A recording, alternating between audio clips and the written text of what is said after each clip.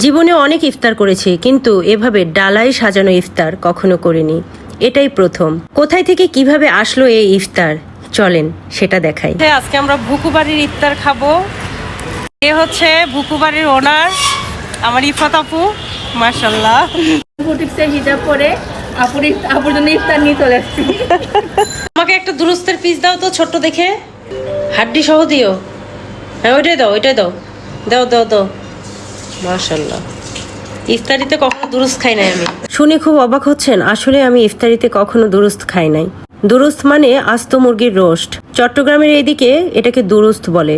আজকে ভুকুবাড়ি রেস্টুরেন্ট থেকে যে ইফতারের ডালাটা পাঠানো হয়েছিল, সেখানে হরেক রকমের ইফতার ছিল, যার মধ্যে দুরুস্ত ছিল। প্রত্যেকটা খাবার অনেক সুস্বাদু ছিল।